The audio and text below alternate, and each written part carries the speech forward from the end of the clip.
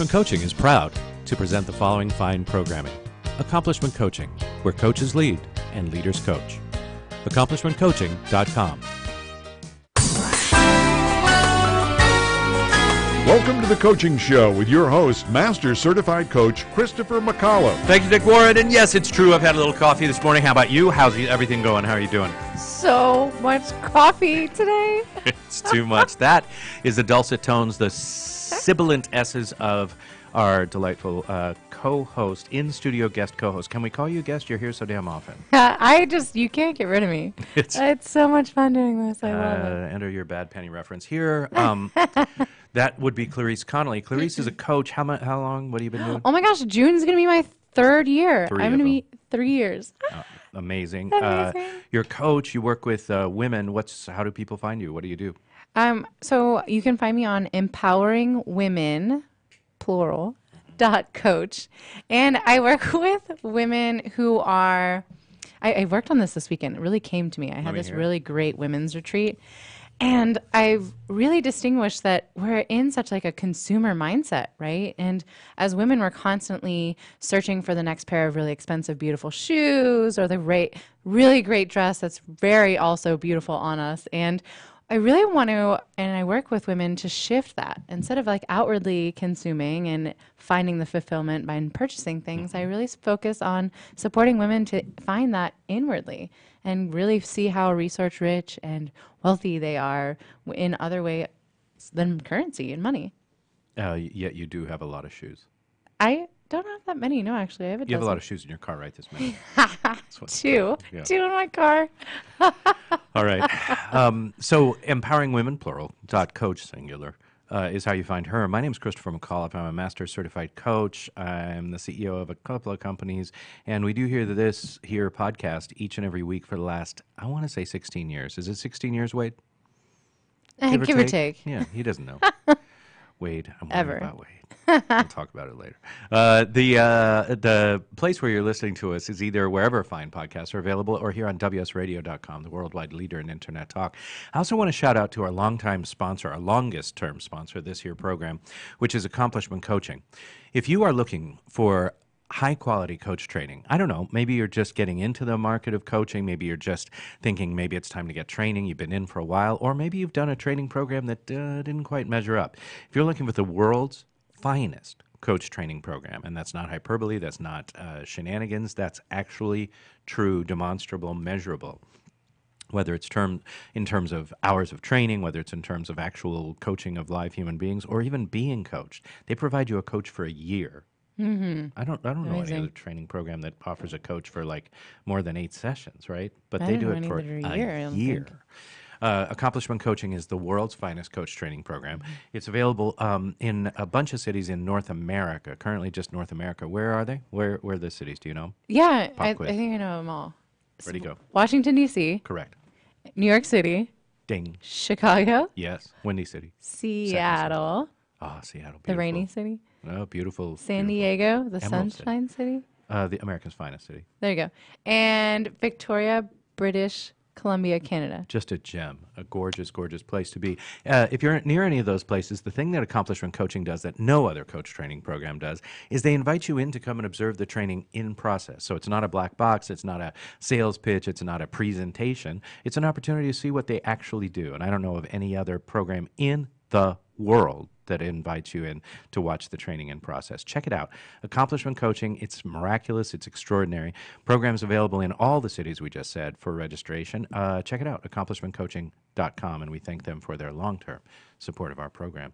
All right, today, what do you think of the guests for today? I'm really excited for these guests. We got nothing but professionals up in this piece. Ann Sugar is an executive coach and speaker, and here's who she works with. Top leaders at company including TripAdvisor, heard of them, Sanofi Genzyme, they're a big deal in bio and pharma, and others. She's an executive coach for Harvard Business School Executive Education, has guest lectured at MIT, so I think she's from Boston, but those are some good schools. You know what I'm saying? I love Boston and all those schools. I've been to them. We can talk more about that later. Maybe we'll talk to Sugar. What else do we want you to know about her? She's been SVP Media at Digitas. She managed media planning for Fortune 500 clients and more. We're delighted to welcome to our microphones Ann Sugar. Hello, Ann. How are you all? Hi, Christopher. Hi, Clarice. Hello. Thanks for knowing our names. Sometimes people are like unaware, ill-prepared. Ann Sugar, look around outside. Are you in Boston? I am, and unfortunately, it's cold and rainy and miserable. Look at I the don't look think of we're no going to have surprise. spring this year. Eventually, right? It's coming. Right. You sort of are an expert in the world of leadership in terms of coaching and facilitating individuals inside of large organizations to create return on goals and metrics and maximize maximize performance and breakthroughs. Let's talk about leadership. We're Sure. in an interesting time in the world and in America around leadership.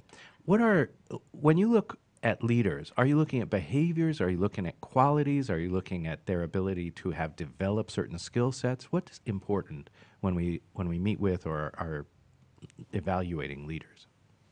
So Christopher, I think that's a great question, first of all. And I think, and I'm going to be one of these people that says it depends, right?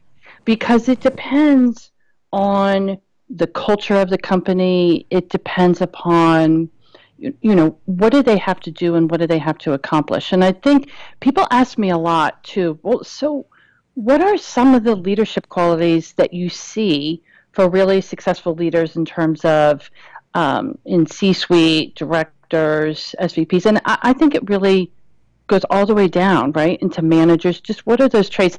And some of them I actually, and I say this, really aren't that sexy, right? It's persistence.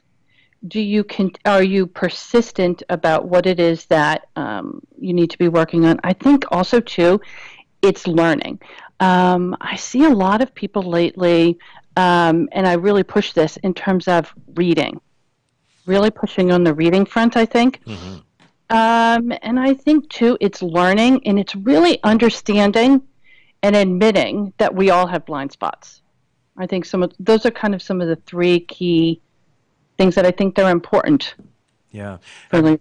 I'm hearing humility in the background there, as well as consistency and openness, right? Because you can only learn Yes. if you, Marshall Goldsmith famously tells us, part of the leader's mythology is that we think what got us there, we should just keep doing that, right? As opposed to learning and developing and like that. When you come into an organization, what are some of the most important moves you make as an executive coach? Is it to meet with your client, the identified, client, or is it to talk to the people around them, or to find out what their bosses are wanting? What's one of your first moves? Mm-hmm. I think there are two that I really think about first, and that is learning from me in research. It's really understanding what drives the company culture, what drives the organization, and I also want to know what's important for the leaders in terms of goals. And goals is the most important thing to really, for executive coaching to work. It's really having identifiable goals. And part of that and getting those goals is a lot of conversations and digging deep and really getting detailed and actionable goals. And part of that too is getting feedback. Feedback for, just even almost a simple 360, feedback, stakeholder interview, however people like to phrase it. Those are some of the key things in terms of really getting, as a coach, what do you do to begin to get the data to help somebody and partner with them to be successful, your client. I really want to put in, I will let you talk. I know. I keep waiting for you, but having fun. I'm very interested. Keep going. Yeah. Great. I'm riding the tail. Are you? I'll slip some really good, powerful questions. I'm sure you will.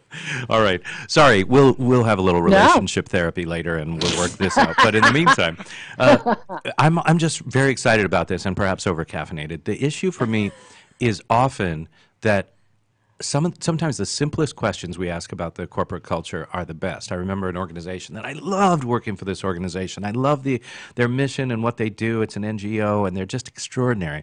But started to get the idea that, it was run a little bit like a banana republic. It was run a little bit like there was a tyrannical leader and you just have to live in fear. So I started asking people really basic questions like, what does it take to get in trouble or in the doghouse around here? And then what does it take to get out? And what I found was that no matter whom I interviewed, they said, is that right? Or is it who? We'll talk about it later. No matter which person I spoke with, they said there were like 27 ways to get into trouble or in the doghouse, but 0 ways to get out. Once you were in trouble, you could not, there was no way out. And I think things like that, how would you know that if you didn't ask basic, simple, essentially like little kid questions about how things work, right? Do you have a favorite question, or have you learned some things about corporate culture by sort of just asking basic things? So sometimes I like, and I think that you bring up a really good point, and it's just asking the simple question, almost like a journalist. So tell me what it means to be successful in this organization. That's great. How do you become successful in this organization? So just the simple who, what, when, where, why questions, and putting that phrase in front of what you want to research and learn really helps to dig deep. Nice. All right, it's your turn. Ready? Drum roll, please. I'm really curious as to like, you coach some of these most senior leaders. Like, what are they normally coached on? So that's a great question. It's a lot of times it's things like blind spots.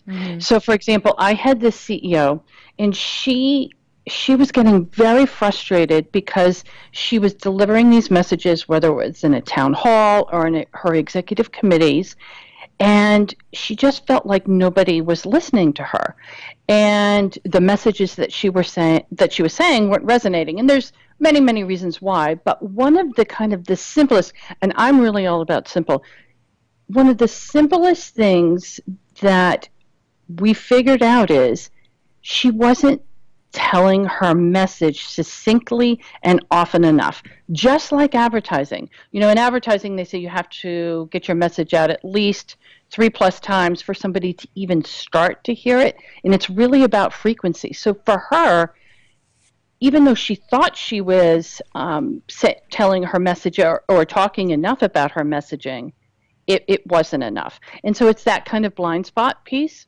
I think, too, it's how do you motivate your teams, right? So just one other example. I had this CTO that, his 360 data showed his teams weren't motivated by him.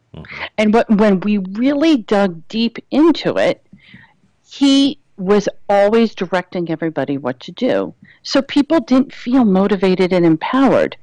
And so here's a simple question that we worked on for him to ask, because let's be honest, right? Everybody wants to be the smartest guy or gal in the room. That's part of it, right? Is showing value. But for him, if he just asked the simple question, so what do you think?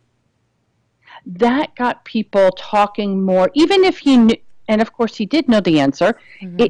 It still gave everybody else on his team the voice, and it really started to charge and regenerate his team. And it's the simple, small details that I've found for many senior executives that really make the difference. It's those little details that give you the most impact.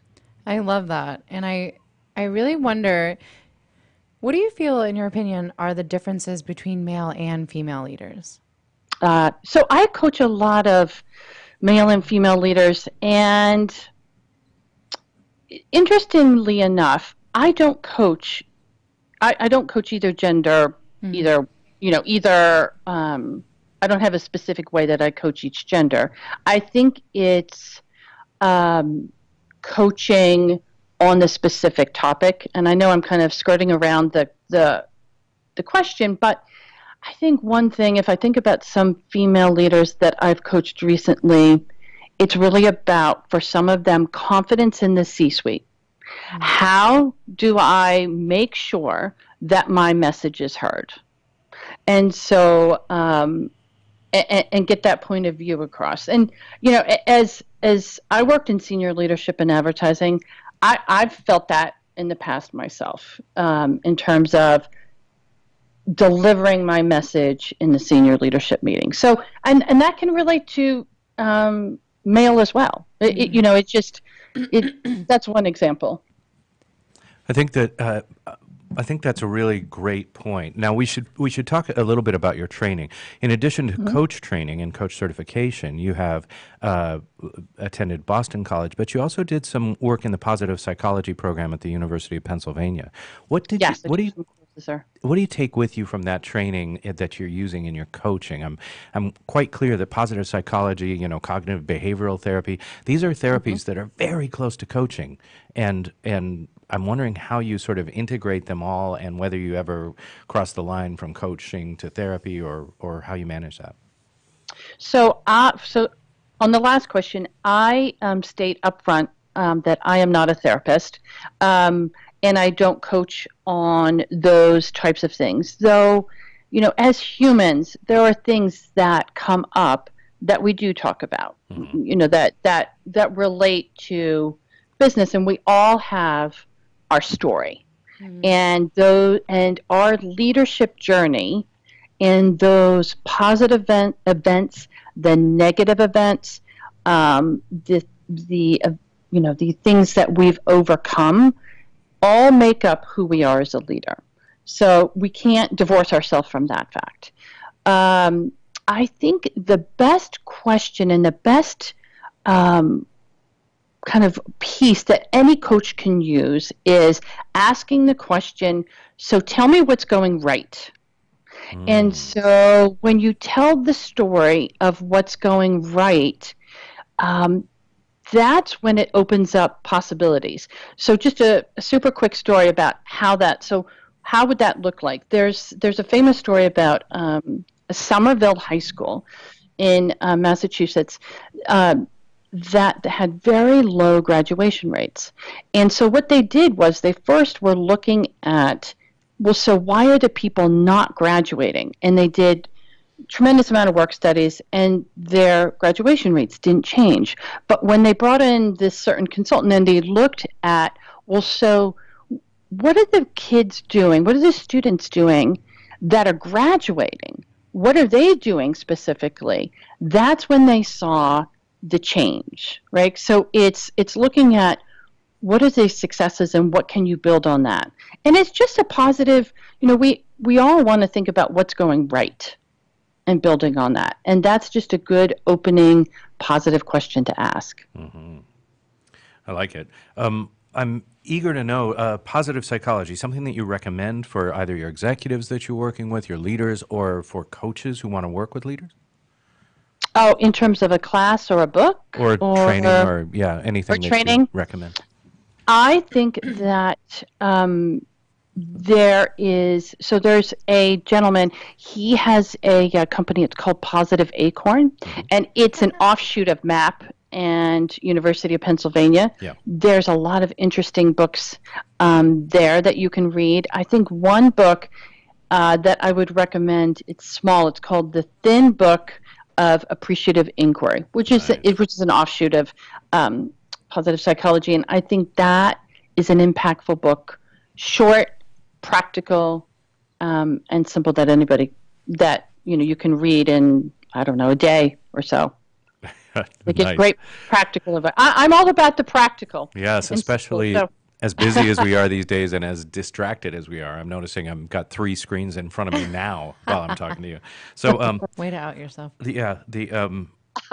First up. One of the things that I think is, man, it's a little bugaboo for me, so I just want to own my stuff around it. But I think a lot of people who are working at your level with top leaders in top organizations, Fortune 100 companies, are pretty reliant on assessments. Now, I know that you're qualified to do assessments. Do you find them valuable, and how do you use them in your practice? Oh, that's a good one. That's a great question. I never lead with an assessment that as a way to get data, unless it's a 360. And I think once I start coaching somebody and I feel that data is very important to them. So as a coach, I flex. There's just as I learned in advertising and how you sell, there's different ways, and everybody has a different coaching style, and this is mine, that I coach based on what that person needs from me. So if somebody needs a lot of data, let's say on communication style, then I would use something like DISC per se, or because it gives them the data. And we can't kind of skirt around the issues, right? It's black and white right there in terms of what your communication style is. Or I want to understand more who I am as a leader, then it's Myers-Briggs. But it's more down the funnel when it's relevant and important to help somebody move forward on their goals.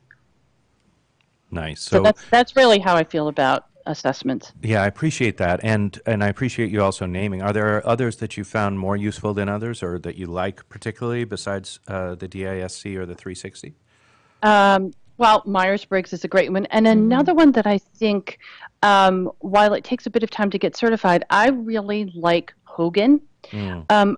Hogan, I think is a great place where you can. Without doing a 360, you see somebody's blind spots, where their potential is, and what are their strengths. So I really like that one as well. I use that a lot. I use that one a lot as well. Nice. I'm hearing some themes for you about you make sure that people know their strengths. It seems like you talk about blind spots a lot, which is a way to talk about, I suppose, weaknesses or areas of development in a sort of a positive or oh, you just missed this piece, sort of a less blamey way. Is that important in terms of the work that you do? Do you have to sort of always put a positive spin on things with executives, or can they take a pretty direct shot? Well, I will give a very direct shot to somebody in a way that's coming from kindness. So as I said before, I will I flex to how I need to coach somebody. So for example, I had somebody who said to me, and this is a very senior person, said to me, drink it in. Look at, drink it in, all the things that I do. And I said to him, well, now how's that working for you right now? And this was part of his three. And that was we were talking about his 360. So there are times with anybody in our lives that we need to be very direct. So it depends on the person and what they need to hear. Great. Our time's flying by. What have you got there? We got 3 minutes, so I'm gonna give the 1-2 punch. So my question is, I know that there's coaching and having a coach as a C-suite and like being high up there and powerful. What are your thoughts on cultivating a mentor? And like, how do we find one and cultivate that?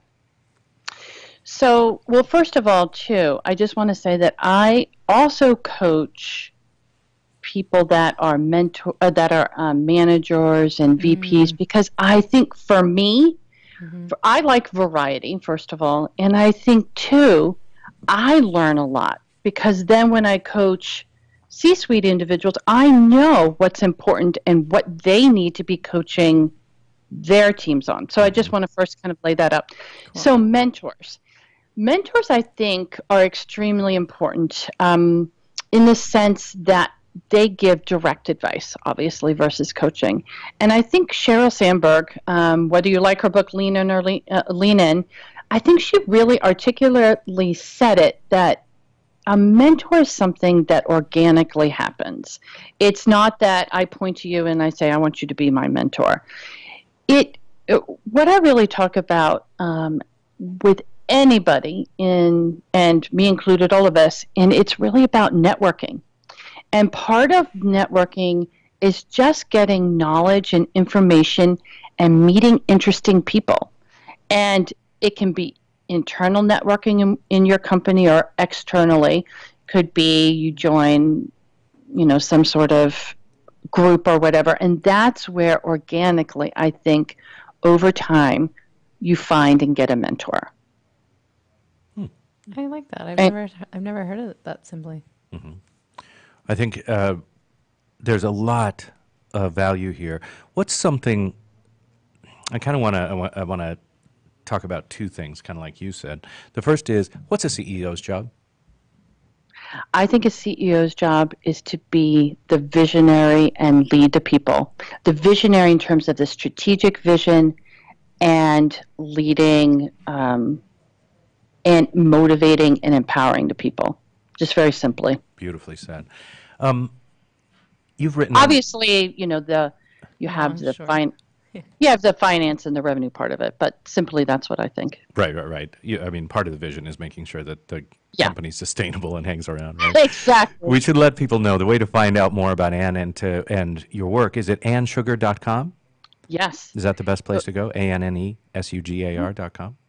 Absolutely. There are, of course, articles in HBR, nothing less than HBR, and also, of course, on LinkedIn. There's you can find her on social media in lots of places.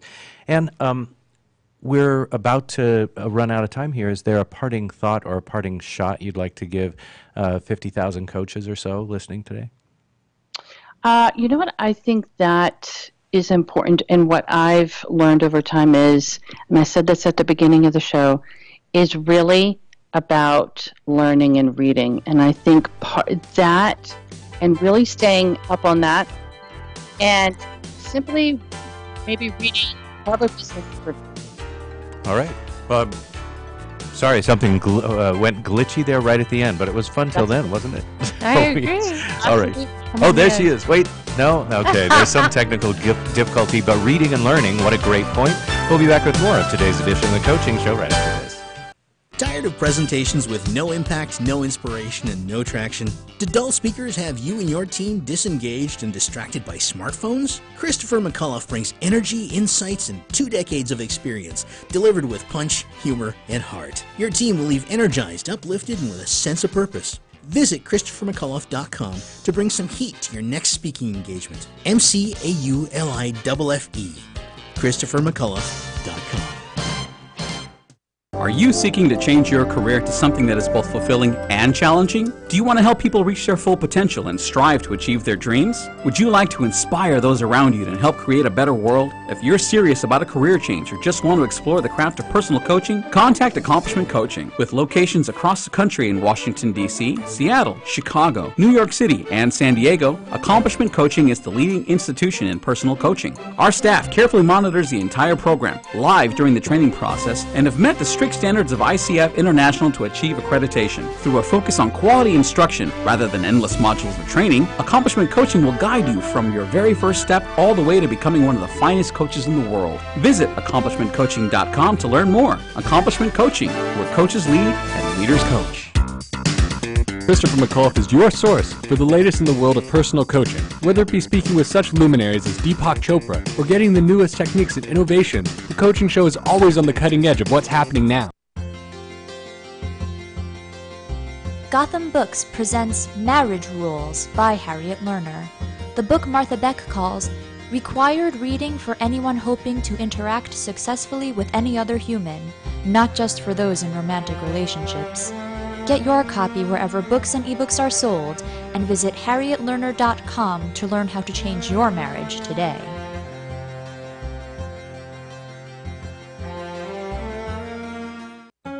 Do you want to be a professional coach? Are you in business trying to make a real difference with people you manage or work with? Have you started a coaching practice that isn't quite getting off the ground? Get the skills you need to be a successful coach today with the Coaches Training Program from Accomplishment Coaching. The Coaches Training Program will show you how to help others focus and be more fulfilled. Whether you want to improve your company's bottom line or create a thriving coaching practice, Accomplishment Coaching can give you the distinctions and practices you need to coach others effectively today. Accomplishment Coaching has spent 6 years developing a cutting-edge coaches training program that will have you ready to coach people professionally in just 12 months, and you don't have to take time off work to do it. To find out more about the Coaches Training Program, just call 1-888-548-6813. That's 1-888-548-6813. 548-6813. Talk to me. WSRadio.com. Accomplishment Coaching is proud to present the following fine programming. Accomplishment Coaching, where coaches lead and leaders coach. AccomplishmentCoaching.com. Welcome back to the Coaching Show with your host, Master Certified Coach Christopher McAuliffe.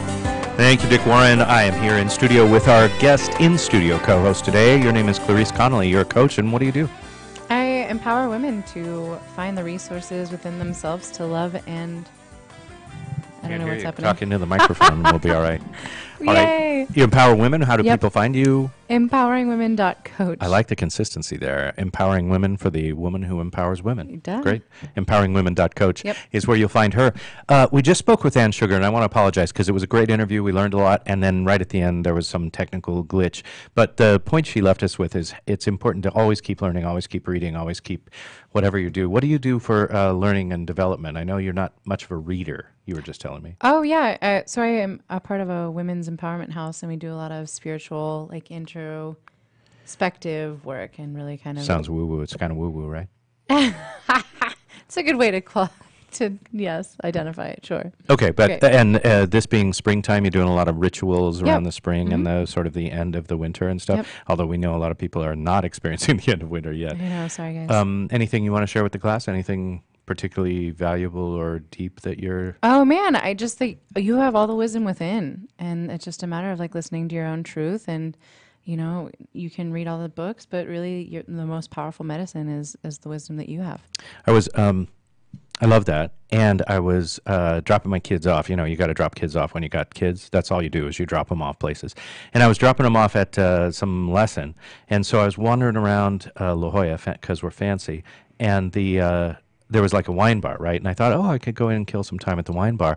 And then right next door was a bookstore. And I'm like, better companion at the bookstore. Mm-hmm. And I went and picked up a copy of The Power of Myth, Bill Moyer's conversation with Joseph Campbell. Mm-hmm. Amazing. I mean, I sat there for 20 minutes or 30 minutes with this book. So great. And so if you haven't picked that up in a while, pick it up because everything you need is right there. Let's talk about, speaking about behaviors, our next guest is both a marketing specialist, but also a behavioral management specialist. He ran a behavioral management firm with 22 consultants and psychologists. He's run an ad agency, been an executive coach and a consultant. His clients include Fortune 500 companies, but also smaller firms, solopreneurs like that. He runs workshops on marketing, coaching, and consulting, including workshops for the U.S. Small Business Administration. Did you ever go there, the SBA? No. Dude, you got to go. They have this SCORE program where you can meet with retired executives who will guide you, but a lot of them don't know about coaching. It was kind of entertaining when I went there 20 years ago to get advice about starting my coaching business. They're like, well, do you have any questions about manufacturing? No, I did not. Anyway, we're delighted to welcome to our microphones for the first time. He's actually one of those people that reached out to us. So listen, if you're listening, and you reach love out. Let us reach know. out. Yeah, let us know. He actually listened to one of our shows, so we have a listener, as I've told you. That's right. Please welcome to our microphone for the first time, Jim Bond. Hello, sir. Hi, Christopher and Clarice. How are you? We're doing so good. Where do you find yourself today, sir? Use Google Maps. Where are you? In Thousand Oaks, California, Los Angeles area. A beautiful place to be from. You don't sound... I'm originally from Montreal, so... There we go. You did it. You made it. You wonder why I moved to California? Yeah. I mean, Montreal's beautiful. I don't want to say anything negative about it. But. It also explains your kindness and your slight French Canadian tone there. You've worked with people in a lot of different roles and a lot of different types. I mean, just the idea of running a business that has 22 consultants and psychologists, that's a lot of cat herding right there. Yes. When you go into an organization, when you work with people who are in an organization, is there a place that you start? Is there a sort of a first thing that you like to address with these folks? Yeah, it's so everything revolves around the organization, okay? So when you go into an organization, we would ask basic questions about the company first, and then we would get into the individuals and how they fit together. Because it isn't, we're taught, I think Stephen Covey said it, that, dependence and independence, but not interdependence. And so what happens, and to me, I've always been fascinated by how people fit together, because egos, I heard this early on, and it said that the scariest thing that you'll ever ask a manager is where they have to answer the question, I don't know. Mm-hmm. And it's terrifying.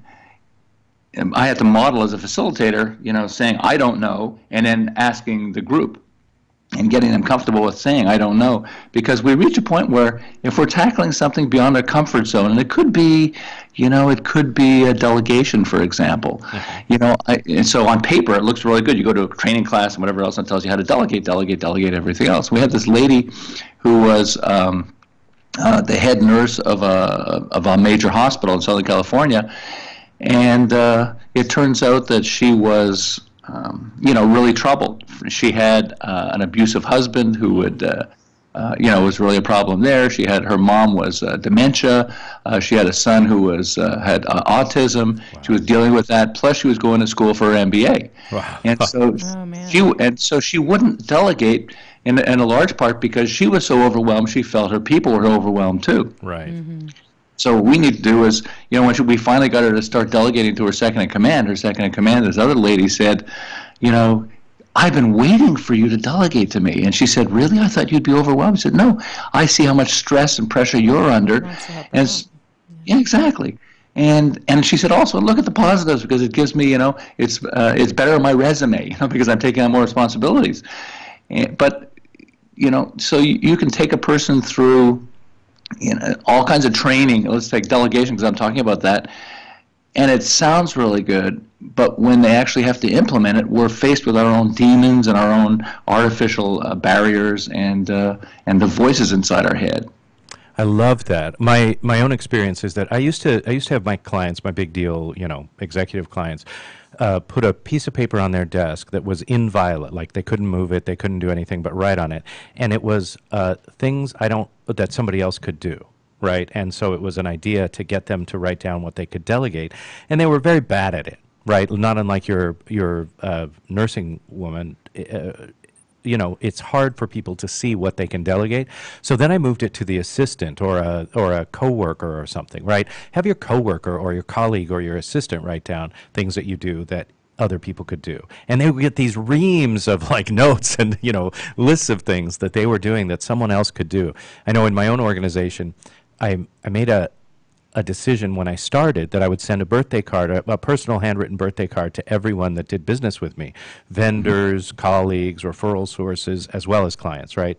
You can imagine now, 20 years later, how much of my time is spent writing birthday cards. It's about half an hour a day. It's ridiculous, right? What's an example of something that you've had people delegate, or a place that you've started when you've worked with someone about delegation? Do you have any tips like any of those things? Yeah, so our process revolved around a company goal or a division or group goal, okay? And so we had I had a partner who was involved in hospitals, so we ended up doing a bunch of hospitals. So we've done lots of other, other types of companies. So we had this hospital in Bullhead City, Arizona, Bullhead City is in the middle of nowhere. Mm-hmm. And so they tend to we love it, but it's nowhere. It's awesome. But they tend to get doctors that applied to all these other places, and they couldn't get in, so they end up being there. And many of the doctors weren't happy, and so they took out a lot of their stress and unhappiness on the nurses. And so we had two facilities down the street from each other that were part of the same hospital chain. One is the hospital, and the other is a long-term care facility. And so the head nurse hated. She took the fight that she had with doctors, trying to protect her nurses from abusive doctors, and she took that to the long-term care facility. And so what we did is, by giving them a group project, there are two pieces that we focus on. One is, so we give them a group project that everybody's focusing on, but everybody has their own piece. The second one is, we would introduce personal goals as well as business goals. So every week, we had them for multi-weeks, so that was really great. We can actually work on changing behavior. So we'd have everybody talk about something that they're going to tackle this week from a business standpoint, something specific, and then something from a personal standpoint. And it's neat that when you have somebody sitting next to people sitting next to each other who don't like each other, and suddenly they start hearing about these personal things that are going on. I'm having trouble with my daughter, and I think I need to spend more time with her because I'm not connecting with her.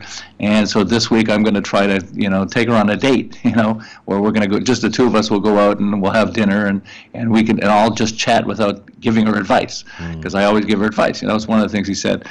And when the nurse started hearing these personal things, she started giving him advice, and he kind of got a window into his world. And he wasn't this villain anymore. He started to become more human, three-dimensional. And they became really best friends. Funny enough, I was facilitating, and I became the enemy. Is that how that works? Sometimes say transference. They say, but I started to get mad at you right now. No, I'm kidding. Thanks. Yeah. And he's such a nice guy from Montreal. How could you do that? Do you want to tease him about his name, or you want to talk about the one client breakthrough? Okay. It's so funny because I love the dynamic of it. You're clearly the CEO, and so all the CEO questions, and I'm over here like, can we just get to the one client breakthrough already? So I'm very curious. What is the one client breakthrough? And tell us about it.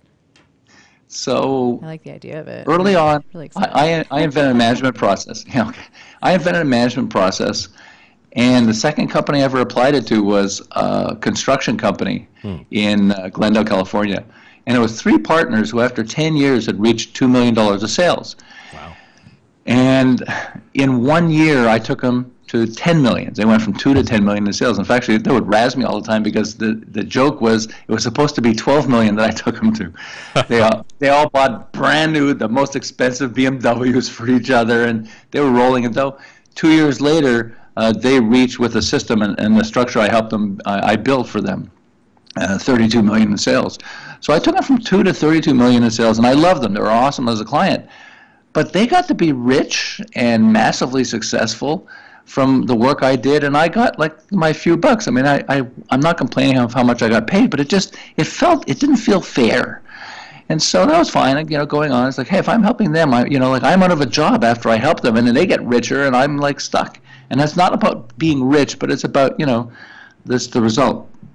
Several years later, I had a client I was working with, and he was a distributor of electronic parts to the car industry, although he had Best Buy as a client, but he had, car repair shops and stuff like that. I found, and he said, because he got a lot of his products from China, I said, why don't you just go to Caltech, because it's just down the street from us. Really smart people are there, and why don't we just see if they have some really good products that maybe we could distribute. And I found this incredible smart camera product. They use it now today in stadiums to identify faces of terrorists and stuff like that. Wow. It's amazing. And they also do it, it's one of the key cameras on the self-driving cars. And but back then it was brand new, and so I brought it to him, and he said he stalled. I sat with the guys who invented the camera, and I said, we have distribution, and would you give it to us? And they give us exclusive distribution for no money because they wanted to get distributed. And the owner of the company never took it. His head of operations and I were frustrated. I said, we have this, all you have to do is sign it, and you'll have this product, and we can feed it. Right. And he said, I'm scared. It's too big. It's it could be, and I said, it's easy. You're just going to feed it through your distributors. I mean, this is not a complicated thing. But he just had this image in his mind that suddenly, as a smaller company, I'm in the shadows, and I'm not, the big companies aren't going to see me. But if I have a product like this, it's scary. And so what happened is 6 months later, General Electric bought the company lock, stock, and barrel and paid almost $100 million. Wow. And I was like, whoa, we could have owned this or owned a piece of this. And it troubled me. And also because of my behavioral management thing. It's what was it that stopped him from doing this? But later I started asking myself, what is it that stopped me from being the broker? Saying, well, right. I'll bring the company, I'll bring it to your company, we'll feed it through distribution because I know how to do this. You got all your guys there. It's not complicated, but I'll do it, and I'll own a piece of it, and then, do it that way. And so it's that thinking that later, many years later, actually a decade later, I'm really old, I was working with a supplement company, and he said, and I came up with this idea, and I said, you're selling to distributors. Why don't you set up a website? A lot of people fall through the cracks. You have an amazing product. Why don't we set up a website that just sells to consumers? And he said, well, I don't really want to do it because I don't want to compete with my my distributors. And I said, no, well, we can set it up so it's not a problem. He said, I don't want to do it. Wow. And I thought about it. And I said, well, would you let me do it? And he said, yeah, sure. If you want to. He said, just show me what you're doing. I said, I'll show you every step of the way. And so I did it. And for 6 months, because it was a little out of my comfort zone, I made no money, nothing happened. But I was working with the client. Then I hired a coach. First one was terrible, and nothing happened. But I hired a second coach. I worked with that guy. Yeah. Yeah, I'm sure. We all know. Right. And then I hired a second one, and suddenly money started coming. And I remember we were charging we were doing, pay-per-click advertising. It's like online advertising and marketing seems so easy from all the courses, and I took all the courses and everything, until you try to do it, and suddenly you realize, wow, this is harder than I thought. Wow. But the coach was fabulous, and then we were charging on our American Express credit card, and suddenly I remember looking at it and saying, wow. I called my wife and I said, American Express just charged our card $1,000, and she said, well, stop it. And I said, well, wait a second, look. We made 8, 9, 10. We just made $15,000. Hold on, I'll call you back. And I'm looking at the numbers. And it starts making money, and soon it's, making 5,000, 10,000, 20,000, 50,000, 100,000. It starts making more money than I was making as a coach. And I'm thinking, I had a Wayne's World moment. I'm not worthy. Am I allowed to do this? Is this legal? I mean, I know it is. I had permission, and everything was by the, by a kosher. But I started making 150, 200, 300,000, and then I passed into 7 figures for the first time in my life that I made this, and I'm like, I'm a millionaire. Like, is this allowed? Looking at my bank account, because of the work that I was doing. I had the rights for a few years, and then I lost the rights to the whole thing that went on there. Mm-hmm. But it made me realize, as a coach, I'm sitting on tremendous opportunities to. If I'm willing to slightly step out of my comfort zone, I'm sitting on tremendous opportunities to become massively wealthy, and not just for greed purposes. People say wealth, well, you want to be rich, that's greedy, that's not good. But hey, Oprah gets to help a lot more people than I get to help. And I work as a coach for Small Business Administration. I do lots of volunteer work and helping people. And I get to do that. I started the Father-Daughter Project, founded the Father-Daughter Project, and wrote a book, The Secret Life of Fathers, because I can do that because I have the time and I have the money. And so, money gives us freedom. But as I start coaching other people, I realize, so many of us are sitting on tremendous opportunities as coaches if we're willing to step just slightly out of our comfort zone. But we don't take advantage of it without getting a kick in the behind. And so it's great because as a coach, I coach entrepreneurs and coaches, mostly coaches, to step outside their comfort zone, to start looking at the opportunities. And I see there are 3 basic types of opportunities. The first one is you boost your client's income, and then you get a percentage of it. The second one is you leverage your client. And I'll give you an example of how I did that, but you leverage your clients. Like, they've got something that somebody else wants that's amazing. The camera company was a good example of that, by the way, because this company had distribution, so I can get the rights to a product. And then the third one is you do something that your client wants but isn't willing to do themselves. And so I have this. So I had one company I was working with. I was going to get them as a client, but they didn't want to pay my fee, and that was okay. But I chatted with them, and it's like these 2 guys that are really brainiacs, and they developed this. They worked for Boeing, and they developed software. They developed targeting systems for the simulators they have, with the plane simulators. Mm-hmm. And so they have 2 clients. They have Boeing as a client, and they have Disney as a client, because Disney uses it in their theme parks. It's really cool. And so they were telling me that they were afraid that one day they'll lose one of those clients, and their income will tumble and all that stuff. They have have 2 client dependency and all that.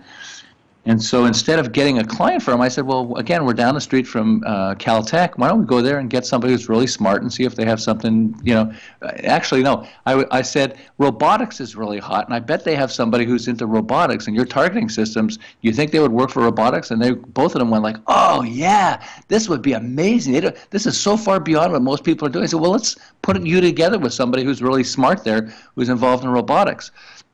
Well, they said, that's a great idea. Well, anyway, I contacted them a few weeks later, and they hadn't moved off the dime. Again, it's because it's uncomfortable to do that because it's different from what they've ever done. So I said, how about if I do that? If I bring you guys together, the two of you guys, and if you do a deal and I'll own 20, we'll maybe create a new company and I'll own 20% of the company. And they said, sure, that's great. If you're willing to do that, absolutely. And so I went there and found this guy who's, you ask the professors and stuff, and everybody's glad to help you. Right. And I found the smartest person in robotics, and they had really cool stuff. And I introduced them to these guys, and suddenly they were, because of marriage made in heaven, they were in love with each other. And so they formed a company, and we were recently offered $85 million for the company, which my 20% is like, wow, more money than I ever made. You're going to do just fine. Let's. This is part of what I wanted to talk to you about, because there are a couple of things here that are good takeaways, but also some dangers or ethical issues here for coaches. So I want to address both of those. The first thing is. So you've written a book, The One Client Breakthrough, and people can find it by going to www.oneisallyouneed, spell out the letter one, O-N-E, isallyounneed.com, to get more information about the One Client Breakthrough. I love this because, for example, one of my mentors is just working with another organization, and he says, this organization is chasing the wrong business. They've got an installation of their product at Microsoft. And he said the smartest business move they could do is focus all their intention, all their resources, all their time and energy on Microsoft and in this partnership. But they're going around and they're still chasing, other organizations and trying to find new sales and new, new logos or trademarks to bring into their organization. He said, this is a mistake. And I think it's a mistake a lot of businesses are making, where what you want to do is focus on the one big client and not be chasing more business, or whatever's right around the next corner. Agree, disagree? Do you have a different view? Absolutely. Well, so someone told me, but you don't want one client. Dependence, because it's vulnerable. But my attitude is, but if you make enough money, then. I had my supplement, and we had it for a few years. I made, millions of dollars off it. Right. So it broke up after, and it was really sad. But it's got to be win-win. It's got to be win-win. This is not about you getting, it's not the zero-sum game. And I'm so sorry, Jim, to interrupt you, but I got to make this point before we run out of time, which is that there are clear ethical issues involved here. And so, for example, the first type of opportunity you talk about, where you as a coach, as a consultant, it's a different deal. But as a coach, you cannot actually be in business with or arrange your fee on a percentage of your client's profits and still be in integrity with the ethical guidelines of the International Coach Federation, for example. So I think the points about leverage, the points about bringing in outside ideas and views to your client, your client may choose to, or you may choose to change your fee structure with them. But I want to make sure that coaches listening know that there's a clear ethical boundary around that. And while it's worked for you and you've been able to do it, it's also true that you're sort of a client, a coach, but also a consultant. You bring a lot of expertise and experience into your work. Is that fair? Yes. And also, sometimes it'll be, I believe that you should not charge a full fee to a client if you're going to do the percentage piece. But we can also think like business, like entrepreneurs, and say, hey, look, you don't want to spend my full fee, but I think I can really help you and be tremendously valuable. I mean, I draw the line. If you're hired as a coach, you've got to do the coaching, you establish your fee and everything else. But there are situations where a client's going to say, you can really help them, and maybe you'll do it for free or for a minimal amount so they have skin in the game, and you'll work a deal with them. Okay, we're down to our last half minute, and it's been great talking to you. Thank you for bringing this. Once again, the website is oneisallyounneed.com. You can get that. You're generous in giving away a free book, so we'll give that to the 7th person to email producer@thecoachingshow.com. And is there something you'd like to say in 15 or 20 seconds as a parting thought or a parting shot today, Jim? Yeah, it's having, this is win-win, okay? And we, as coaches, need to understand the behavioral, the limitations that we have ourselves. And so I just invite everybody to take a look at this book and just read through it and see if it starts triggering ideas in your mind where you can just help somebody else and make a difference. I love Beautiful. that. Yeah, I also think mastermind groups are great for that. I love getting together with coaches because you can support other coaches in their business. All right. Once again, One Client Breakthrough is the book. The website is you. One. ONE is all you need. And thanks for being So with us, much Jim. for reaching Bye. out. Yeah, and joining us. That's Clarice Connolly. You can find her at empoweringwomen.coach. I'm Christopher McAuliffe, ChristopherMcAuliffe.com, and this is The Coaching Show. We'll talk to you next week. Nowadays, internet devices are an integral part of your home. Everyone in your family has a smartphone, tablet, or a computer. Life is easier knowing that all your devices are secured and your family can surf the internet carefree. ESET Multi-Device Security Pack does just that. One license for all your devices.